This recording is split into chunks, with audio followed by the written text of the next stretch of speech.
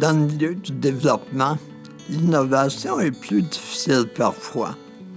On oublie que développer, c'est vraiment changer quelque chose. C'est soit solutionner un problème ou encore améliorer une situation.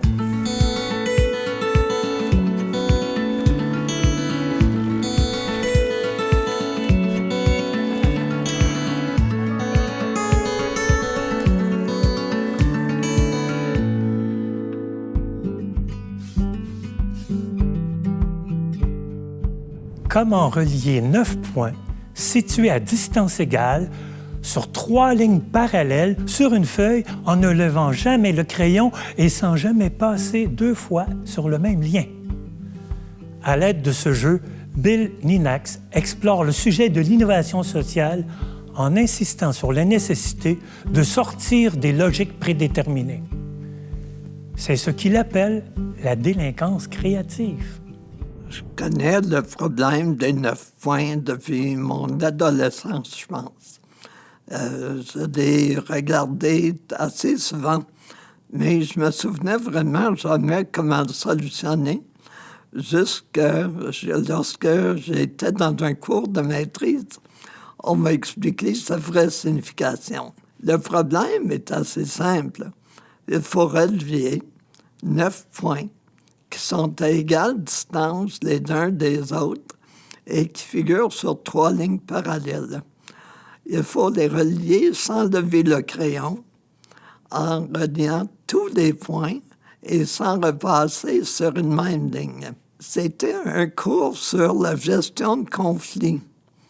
Et on avait comme sujet le conflit entre la Palestine et Israël. Et c'était à l'époque des pourparlers de l'administration Bush père. Et on peut s'imaginer comment que c'était difficile. Alors le prof arrive avec ce problème. Puis il dit à tout le monde, essayez donc de les relier. Finalement, on peut les relier en reliant 3 points et en sortant son crayon, en continuant avec son crayon, passer le point. Et on va relier les autres de la même façon. Qu'est-ce qu'on fait? C'est qu'on sort finalement d'un carré imaginaire qu'on s'est fait au tout début. Au Québec, l'Organisation des services de garde des enfants donne un bon exemple de comment on peut sortir des limites consacrées. Traditionnellement, on était à la fin des années 70, on aurait revendiqué simplement des services de l'État. Or, on a décidé plutôt d'organiser des coopératives dirigées par les parents ou des organismes sans but lucratif aussi dirigés par les parents qui pourraient offrir des services de garde. Les entreprises, traditionnellement, on leur donne des incitatifs financiers pour offrir des services. Dans le cas des services de garde, on a fait ça, mais seulement sur la partie des installations. Les salaires et tout le reste devaient être comblés, si on veut, par les frais payés par les parents. Alors, il n'y a pas tous les parents qui pouvaient se payer des services de garde. Le gouvernement a décidé, pour assurer que ça pourrait être réalisable, de limiter les frais. À l'époque, c'était 7 $ par jour, qui était vraiment exceptionnellement bas, mais qui permettait à un grand nombre de parents d'en avoir accès. Mais pas tous. Parce qu'il y avait encore des parents qui ne pouvaient pas se le payer. Alors là, il y a eu des incitatifs financiers fiscaux pour permettre aux parents des familles plus défavorisées d'avoir accès aussi aux services de garde. Mais on a réalisé à un moment donné qu'il y avait d'autres façons à organiser des services. Et on a permis l'organisation de services de garde en milieu familial. Là. Et après ça, on a réalisé qu'il y avait d'autres manières de faire. Et on a organisé ce qu'on appelait des haltes-garderies à l'époque, qui permettaient aux parents d'apporter leurs enfants pour des courtes périodes de temps. Bref, une série de différentes façons de faire qui permettaient d'avoir les services qu'on avait besoin. Il est vrai qu'on s'impose fréquemment des limites imaginaires lorsqu'on veut résoudre un problème. Il faut vraiment voir autrement, souvent d'une façon non conventionnelle, pour obtenir une autre perspective sur une situation qui nous cause des difficultés. Qui, par exemple, aurait pu penser qu'il serait possible de récupérer nos résidus de table pour faire pousser des fleurs? Le mot « innovation » revient souvent lorsqu'on parle de développement. Et on a l'impression souvent qu'il faut inventer quelque chose de nouveau tout le temps. L'innovation, c'est pas nécessairement ça. Ça peut être tout simplement de rajouter quelque chose de différent à ce qui existe déjà. D'ailleurs, il y a une différence entre innover et inventer. Et c'est justement là, je pense, moi. On peut innover de toutes sortes de différentes façons. Et l'expérience communautaire dans les bois francs en offre des bons exemples. Si on remonte dans le temps au Centre de relèvement d'information sociale, le dépannage alimentaire était assez fréquent. Des personnes venaient pour demander de l'aide pour la nourriture. Finalement, on a décidé d'organiser les parents qui avaient les mêmes problèmes, les organiser ensemble et leur permettre de se rencontrer en regroupement d'achat. Un des clubs coopératifs de consommation était vraiment une solution différente au problème de dépannage alimentaire parce que finalement, les personnes pouvaient contrôler leur alimentation. Ce n'est pas d'autres personnes qui décidaient ce qu'elles allaient manger. Un autre exemple de l'innovation, c'était la prise en charge de l'ancien centre régional d'Hydro-Québec. Un édifice qui, finalement, a été cédé à la ville de Victoriaville et que la ville de Victoriaville a demandé au milieu communautaire s'il pouvait être utile au milieu. Finalement, à la coopération de développement communautaire, on a décidé de former un comité pour voir la prise en charge de cet édifice. Et c'est devenu la place communautaire de Saint-Pierre. Pourquoi est-ce que c'était innovateur? Bien, premièrement, c'est parce qu'on l'a acheté. C'était non pas la ville qui permettait aux organismes d'avoir un local, c'était vraiment la ville qui a cédé l'édifice pour que le communautaire puisse en être propriétaire. Ça permettait d'avoir une hypothèque si jamais on voulait faire du développement. On a décidé également d'utiliser un programme de motel industriel. Ça existait à l'époque où on pouvait regrouper des entreprises ensemble pour assurer une synergie entre les différentes entreprises. Au communautaire, on est allé voir le gouvernement, puis on a dit les organismes communautaires ont aussi besoin d'une synergie. Et donc, le programme devrait être accessible aux entreprises et aux organismes à but non lucratif, comme pour les entreprises à but lucratif. Et finalement, le gouvernement a dit oui. On a décidé de ne pas avoir d'employés pour assurer l'entretien. On a décidé plutôt de former une coopérative d'entretien et de devenir le premier client. Bref, il y a toutes sortes de différentes façons où on pouvait innover la prise en charge d'un édifice désaffecté. Finalement, il y a qu'est-ce qu'on appelle une coopérative de solidarité. C'est un modèle de coopérative qui n'existait pas lorsque moi, j'ai commencé à travailler dans le milieu coopératif. C'était un modèle qui a été utilisé en Italie dans les années 1990 et qu'on a trouvé suffisamment intéressant pour importer des principes. Aujourd'hui, la coopérative d'aliments sains, la MAN, à Victoriaville, est un exemple de coopérative de solidarité. Qu'est-ce qu'il y a de différent ou d'innovateur là-dedans?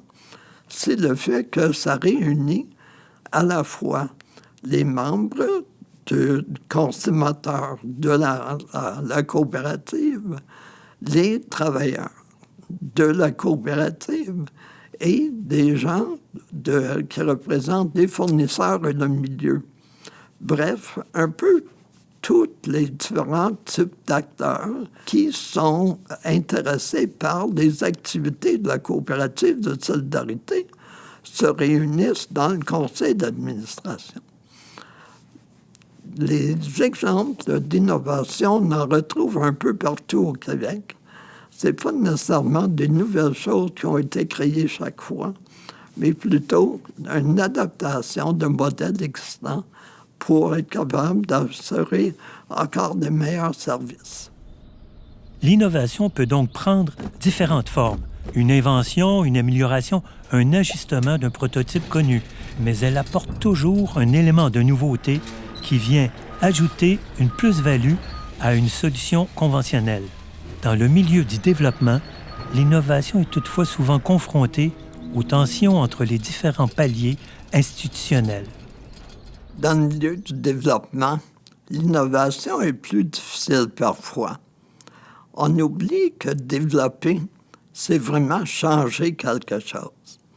C'est soit solutionner un problème ou encore améliorer une situation. On ne développe pas un statu quo. C'est clair que c'est nécessaire d'avoir quelque chose de différent. Lorsqu'on parle de développement local, de développement du territoire, on a souvent une opposition entre ceux qui souhaitent avoir un changement, souvent du milieu local, et d'autres qui aimeraient voir un changement, mais avec une autre optique, souvent du milieu plus national, par exemple. Là où les politiques, les programmes sont conçus, on a souvent une tendance de vouloir imposer son point de vue ou d'utiliser des communautés locales comme étant des endroits où des choses devraient se réaliser, mais où les décisions sont prises ailleurs. Les milieux locaux, eux, souvent, voudraient avoir le pouvoir décisionnel et avoir le soutien des autres. Donc, une opposition jusqu'à un certain point entre ce qu'on appelle des logiques descendantes qui viennent du haut, qui viennent des paliers supérieurs de gouvernement et qui voudraient soit utiliser les communautés locales, ce qu'on appelle instrumentaliser les communautés locales, et les communautés elles-mêmes qui, elles, voudraient utiliser une logique ascendante, c'est-à-dire qui vient du bas vers le haut, pour pouvoir justement prendre leurs propres décisions. En fait, les décisions en matière de développement donnent souvent l'impression d'une partie interminable de tir à la corde entre adversaires de tout genre. L'histoire du développement local au Québec a toutefois de bons exemples de modèles innovateurs et harmonieux. Dans l'histoire du développement au Québec, les différents organismes de développement local ont été mis en place généralement parce qu'il n'existait pas de structure qui permettait d'atteindre des objectifs qui étaient voulus. Au Québec, le domaine du développement des communautés locales offre des bons exemples le modèle innovateur, si on veut, ou d'appropriation locale On peut penser au SADC, des sociétés d'aide au développement des communautés, programme fédéral qui a été mis en place il y a plusieurs années passées, mais qui avait comme changement de regrouper des acteurs locaux pour prendre des décisions locales sur le type d'entreprise, de différents marchés qui pouvaient être développés en utilisant des synergies locales. Bref, une façon de faire qui n'était pas commune à l'époque. Le gouvernement du Québec a pris ce modèle et a institué plutôt des centres locaux de développement, des CLD. Ce qu'il y avait de différent, c'était que les acteurs n'étaient pas nommés par le gouvernement. Le modèle des SADC, c'est ça qui arrivait, mais plutôt le mouvement, c'est-à-dire le milieu local, lui nommait ses propres représentants. Et dans plusieurs cas, il y a eu même des groupes de femmes qui avaient un siège. Il y avait des groupes de jeunes qui avaient un siège au CLD. Et le milieu communautaire a souvent été représenté. Différents milieux ont aussi développé leur propre structure. On peut penser à la Corporation de développement communautaire. Ici, à Victoriaville, c'était la première, mais aujourd'hui, il y en a plus que 50, presque 60 CDC. L'idée que le milieu communautaire puisse participer au développement de son propre milieu, qu'il puisse avoir un mot à dire et participer aux décisions sur les orientations, c'était complètement nouveau. On ne pouvait pas imaginer ça à l'époque. Aujourd'hui, on dirait que c'est presque normal de le faire. Dans les milieux urbains, on retrouvait davantage les CEDEC, les corporations de développement économique communautaire, qui regroupaient des entreprises du secteur privé, le milieu communautaire, mais aussi des fois le milieu syndical et d'autres acteurs locaux. Qu'est-ce qui est important, je pense, dans tout ça? CSADC, CLD, CDC, CEDEC. C'est pas nécessairement des initiales, mais c'est juste pour dire qu'il y a certaines structures qui agissent un peu comme groupe de médiation. Qu'est-ce qu'on appelle des corporations intermédiaires, des organismes intermédiaires entre le milieu local, qui, lui, souhaite être autonome, et des paliers supérieurs qui, eux, souhaitent avoir un mot à dire parce que souvent, ils financent des activités locales. Donc, en quelque part, le modèle de développement peut reposer sur un mélange des deux tendances. On essaie de les harmoniser autant qu'on est capable. Sortir des sentiers battus, c'est pas nécessairement facile. Et ça implique, d'une manière ou d'une autre, des négociations. Il faut être capable de trouver une entente là où ça n'existe pas des fois. Quelques conseils, peut-être, pour l'expérience de négociation que j'ai eue. La première, c'est d'essayer de faire en sorte qu'il y ait toujours gagnant-gagnant. Si on peut trouver une manière pour permettre à tous les différents acteurs, à tous les différents paliers, de trouver leur compte, on va arriver à une meilleure solution. D'une manière ou d'une autre, cependant, il ne faut pas avoir de perdants. C'est très important. Parce que s'il y a un acteur qui trouve qu'il perd son compte dans une négociation, la solution ne va pas durer très longtemps. Il faut également chercher à dépersonnaliser les différents points de vue, de rester au niveau des idées, de permettre de critiquer les idées qui sont émises, mais non pas nécessairement des personnes ou des organismes qui le font.